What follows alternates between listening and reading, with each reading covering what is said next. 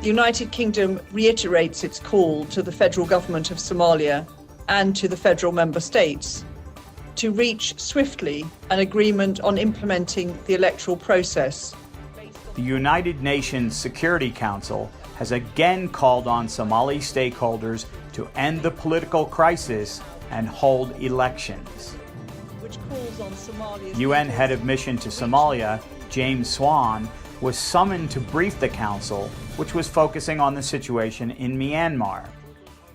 Swan told the closed-door meeting that he continued to talk to all parties to broker an agreement. In the past week, there has been a flurry of meetings, but none put representatives of the government of Mohamed Farmajo in the same room with opposition figures. Puntland President Saeed Deni and Jubaland leader Ahmed Madobe have been key holdouts in implementing the September 17th electoral agreement. The pact was signed by federal officials as well as all 5 state leaders.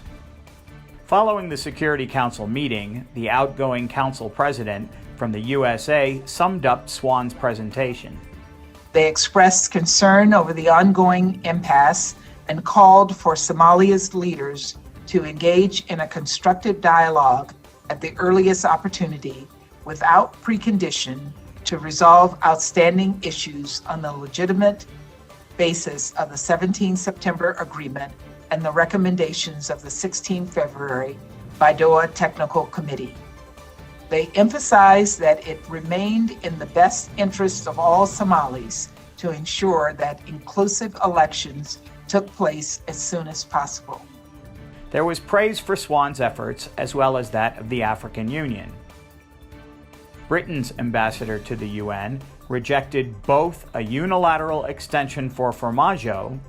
We would not support actions that would lead to a partial or parallel electoral process or some automatic extension of previous mandates, because that would, I think, risk Somalia's fragile unity and stability. And preconditions state leaders have been demanding for further negotiations.